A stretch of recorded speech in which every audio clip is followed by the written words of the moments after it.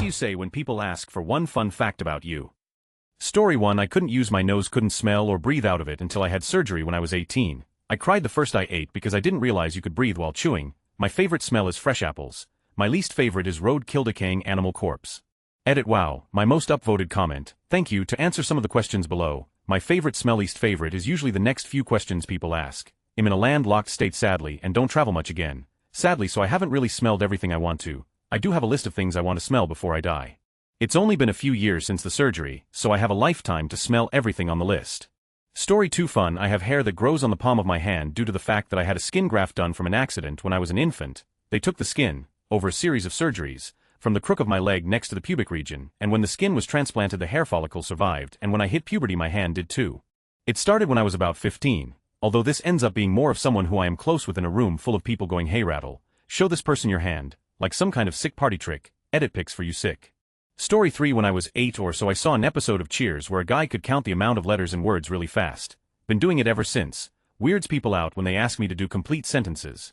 Story 4. I've died 3 times so far. Dude with the scythe doesn't want me, yet. Ed. Backstory. Because you wanted it, I fell on an icy parking lot at work and landed on my head, unconscious for 10 minutes. My coworker talked me into getting in the ambulance.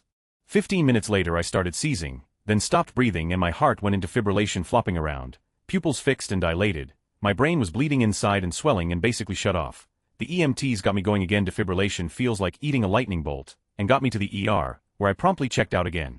The ER got me going again, I guess I have a reboot function, and sent me to the level 1 trauma center, where I checked out yet again. They told my wife I wasn't going to make it. I was in a coma for 4 days. When I came out of it they discovered I had also shattered my right shoulder and humerus.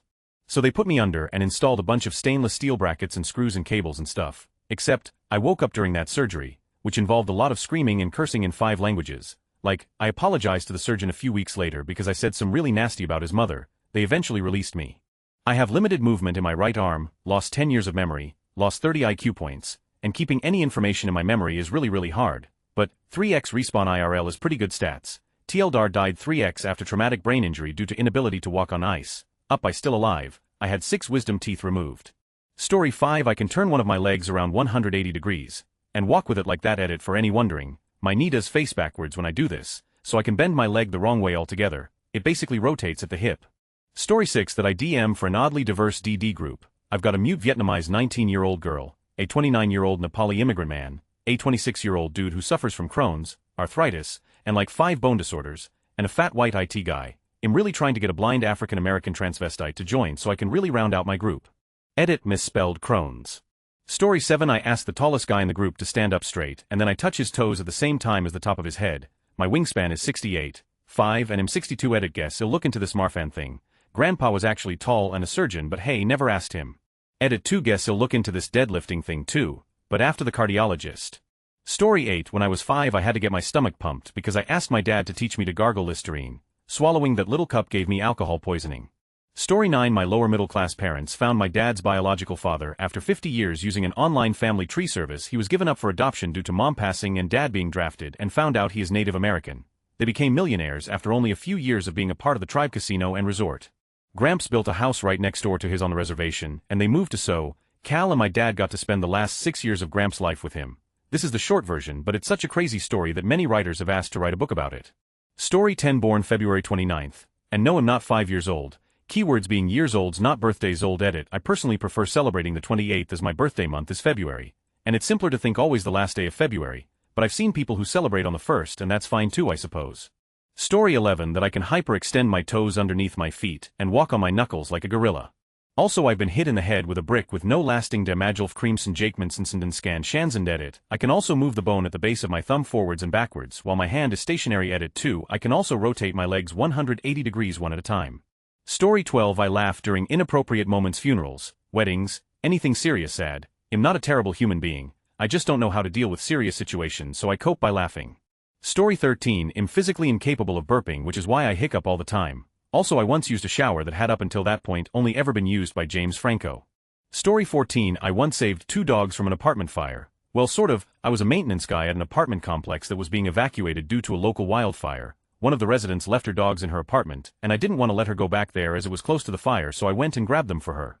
Technically only the wooden porch railing and the brush beyond was on fire, so there wasn't much saving to be done, But I like to pretend that I heroically fled from a burning building with a Pomeranian under each arm though. Seems much more majestic that way. Story 15. My grandpa has 47 cats. I'm not joking. Edit. He fosters cats from a local animal hospital in northern Ontario and pays for their health costs and shots. For cats live in his house while all the others live in a huge enclosure surrounded by a fence to keep wolves out. The enclosure has about 10 sheds that are all heated and have shelving with blankets and beds with toys for the cats to sleep. He also built a massive climber for the cats. He's a really good guy and he likes cats. We called him Grandpa multiple times. Used to be go to guy my friends call for help when they order too much sushi at all-you-can-eat sushi buffets. Note that it's used to. I had to go through 40 California rolls one time because they didn't realize that each order represents 8 pieces. This happened a couple of times till I stopped bothering with their calls. Hey man, want to eat some sushi? Okay sure. When I'm free this weekend? Well, how about right now, we're already here. Hangs up. Story 16. I am the only oldest, middle and youngest child in my family depending on what group of my family you're looking at. In my mom's only, my dad's oldest, my stepdad's youngest, and I lived for a few years of my life with a stepbrother older than me and my sister being younger. Story 17. One of my wedding gifts was a Bible that the gift giver said belonged to me in my past life. I thanked her for the unique gift, and she said, well, it was yours. Story 18. At one point, about 5 years ago, I was simultaneously working at a funeral home, running a YouTube channel with small success 6,000 subscribers, and running a group in my local BDSM community, kept all three very separate. Now when I get close enough to people, I tend to tell them about it, just because it's probably the most interesting stuff I've ever done. Story 19. Okay, so imagine my left testicle, and now imagine my right testicle, imagine as lovers, like Romeo and Juliet, now imagine them making love and my right testicle knocking up my left testicle. Boom, there you go. Story 20. I'm not a total idiot. I have a fancy PhD and everything, but I have a horrendous sense of geography. I moved to Ohio from the East Coast and had no idea where it was on the map until I saw it on my roommate's wall. I thought it was where Kansas was. A few years later, I decided to plan a little vacation to Toronto, but I got it mixed up with Montreal and ended up going there instead. It worked out though. I love Montreal and ended up moving there. Now I'm a little better. It a state in the US touches a border, a Great Lake or an ocean, I'd be likely to know it, and Nevada, Utah and Oklahoma and South Dakota. But that one is only because I know North Dakota borders on Canada. I am proof that smart people can be really stupid. Story 21. I was an extra in 2 of the Twilight movies and I have never seen any of them, so I don't know if I am in any scenes. I am in the second and third one. Also they were filming the second one while the first one was in theater, so they were really secretive about it because they were the most famous people in the world at that time. So when I got the casting call it was for something called Untitled Sports Movie, and then I went in and had to sign a fuckload of NDA type also. The call time was for 5 a.m. and I lived an hour and a half away. And I knew I would have slept through my alarm, so I just stayed up all night, did a 14-hour day there and then drove home. I did that both times. Story 22. I let my facial muscles relax to where no emotion is showing, then make eye contact so they can see the lifelessness in my eyes, putting just enough pressure on my diaphragm for my voice to carry without raising it. I speak with as little inflection or emotion as possible. There is nothing interesting about me at all.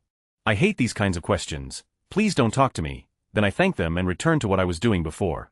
Story 23. One of the following. I was stung by a scorpion on an international flight, and I was the one who brought it on board. My father carried the torch for the 1984 Summer Olympics. On 2 separate occasions I have had to have an insect removed from my right ear. Story 24. I own over 1,000 pieces of Lion King merchandise. Edit. Hey race, a link to a photo with a few of the bits and pieces. Story 25. My mom's side of the family had a curse placed on them. BC. My mom's great uncles discovered some treasure buried in an old dead tree. The protector of that treasure, the spirit of a witch, placed the curse on my family saying that no women will remain married to their husbands. This is Mexico. Leaving your husband is blasphemy. The only way to break the curse is to sacrifice a green-eyed baby. Guess who was the first green-eyed baby born into the family? Story 26. I've never tasted Coke, Pepsi, Fanta, Mountain Dew, soda water, ECT in my life. Only bit of soft drink I've had was a drop of Sprite. Was not a fan. Edit holy. Check my inbox a month later and it's the fullest it's ever been. Why? Also, no, I'm not an insanely young kid who managed to get onto Reddit. I'm 15. Story 27. The males in my family are all born on the 16th. My brother is October 16th. Dad is June 16th. And I'm July 16th. It goes back for a couple generations, with only one exception I know about. Story 28. I was born with the same illness as Will Ferrell, pyloric stenosis. It's the reason he has that weird scar on his stomach. I also sometimes say I don't know how to ride a bike. I'm 23 and never learned. Story 29. When my wife and I got married in Lake Tahoe, CA, my family lived entirely back east and were unable or unwilling to attend. However, my brother and sister, who live 6 states away from each other, sent us the exact same wedding card. Story 32. Things. 1. Have a crooked finger, really crooked. 2. Can speak backwards. As in you tell me a word and he'll say it phonetically backwards immediately. You can reverse the recording and it says the word. Story 31. I was once mistaken for Jon Snow. He said Jon Snow, not Kit Harington, and even had to take a picture with that person at the library, and it was the best day of my life. Story 32. I walked from the Los Angeles airport to the UCLA campus my freshman year. This was way before I had a smartphone, so I just winged it with a compass. UCLA is pretty much just a straight shot north from the airport. Hey, race roughly the route I took. After my plane landed at about 6:30 p.m., it's about 10 miles 16 kilometers. And yes, it really does take you over 3 hours to walk it. Story 33. The inside of my throat is made of stomach lining, which actively produces acid. It makes my spit more acidic than average, and it can remove permanent marker from most surfaces. I still have yet to weaponize my power. Story 34. According to my family, I learned to speak, read, write, and count all by the time I was 2, and I potty trained myself, because I didn't like the feeling of diapers. I was apparently a genius baby, who grew up to be a staggeringly mediocre adult. Story 35. I got diagnosed with a rare illness Guillain-Barré syndrome and a congenital heart defect cor triatrium sinistrum within 3 months of each other. Both the ER doc who diagnosed me and my cardiologist said I was only the second patient they had ever seen with the condition. Story 36. I can play a bunch of songs on the ukulele really well as I was preparing to surprise my girl with a bunch of songs on our Hawaii trip. But we broke up so I won't be going with her, but I still have the songs which will comfort me more than she ever did. Story 37. Almost died when I was less than a year old from what may or may not have been a disease of some sort, and miraculously recovered from that. Doctors never figured out. Which brings the possibility that it could just happen out of the blue again someday, and there'd be absolutely nothing I would be able to do to stop it. Also, I've taken a couple of makeup artist classes. Story 38. I once nearly caused a serious international incident with a poorly timed dad joke. I was 19F and accidentally high out of my mind at the time. I can type up the story if anyone is interested. Edit. Hey, race the story, withholding some details as I'd rather not have this story recognized by someone who knows me. I was 19 at the time and part of a group on our way back from a country in Africa. It was May 2, 2011 for reference. This was the day Osama bin Laden was killed. The group was a bunch of white, sheltered college students. This is important later. On the plane to our layover in a primarily Muslim city sometimes referred to as the African gateway to the Middle East, I was very plain sick and asked the flight attendant for something to help, since ginger ale just wasn't doing the trick. The airline was a local one and the whole setup was a little janky if I'm honest. The nice flight attendant brought back a single blue pill, all by itself with no packaging. Me being the very trusting until now very sheltered person I was, I popped it into my mouth and swallowed it without hesitation. By the time I got off the plane at our layover location, I was higher than Neil Armstrong. It was my first time being high and I had no clue what was going on. All I knew was that life was amazing. Everything was so pretty and everyone's faces were moving. My boring trip home turned into a trip in a very short period of time. Hey, race where everything goes wrong. As we're leaving the plane, our group is met by 5 large angry-looking men with guns. They tell our group to come with them, then lead us to a wall inside the terminal and told us to sit down, be quiet and stay put. We did as we were told and they stayed with us, keeping a careful eye on us to make sure none of us wandered off. Remember that I'm absolutely blitzed on whatever it was I took. Still to this day have no clue what it was or why it was given to me. I've got the giggles and I can tell that the rest of my group is very tense. No one is talking, everyone is very stiff and quiet. In hindsight, they were scared senseless and I probably should have been too. Well, my blitzed mind decides that they're just stressed by the long trip and that I, being a good friend, should cheer everyone up. So what do? I decide to crack a joke. Not my finest idea. Well, I'm seated between my friend Dave, a bodybuilder, and Carl, a basketball player. Both of them are pretty ripped, but Dave was extra muscular. This is important for context. Hey Dave, I say at a normal volume. No response. Dave. I poke him in the arm. What? He whispered back. I poke him in the bicep again. How'd you get these guns on the plane? The whole team stops breathing and goes dead silent. Dave is white as a ghost. I brilliantly make the logical not assumption that they just didn't hear me. So I say it again louder. I said, how'd you get those guns on the plane? Dave snapped. He grabbed me in a headlock and started choking me out, which was best for everyone since our escorts with guns had definitely heard my brilliant joke. Stop hugging me, I protested. That hurts. I'm not hugging you, he growled. I'm choking you. And that's all I remember. He choked me out and I'm told that the guys with guns took one look at Dave strangling the high out of her mind chick who'd had the giggles for the last hour, shook their heads and ignored us. We were eventually put on a plane home and arrived in America.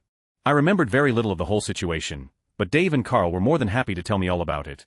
We're still not sure why they pulled us off the plane and held us against the wall for a couple hours with armed guards.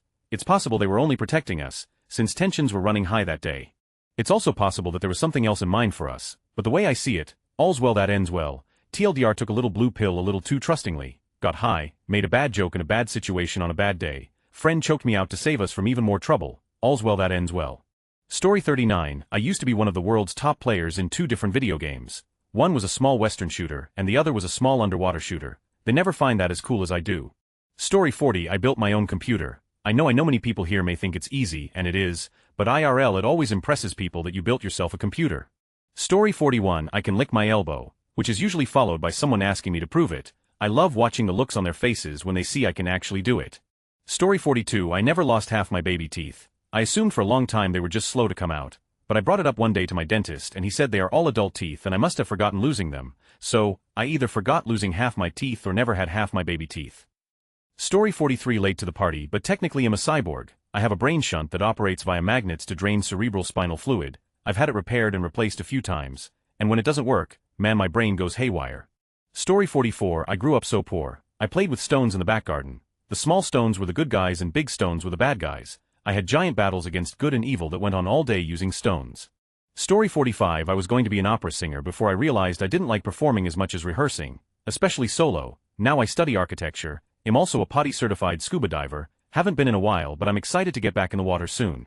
Story 46. I am related to Edgar Allan Poe, descendant of one of his cousins, not the one he married. It's fun because I was a writing major in college, and I used it for edgy macabre points with my classmates. Now it's just a thing. I can also say the alphabet backwards in under 10 seconds. Story 47. I usually say actually I'll tell you 2 truthful things and 1 lie. It's up to you to figure out for yourself which is the lie, and then I tell them 3 truthful things about myself. Story 48. I say that I'm weirdly very good at guessing the number of items in a jar. Like at the fairground, I am not good at this, but they can never prove it. Story 49. I might be too late of this one, but I was born extremely premature, 24 weeks instead of the usual 40, leads to me being a mild cripple, but all in all I'm extremely lucky things aren't worse for me.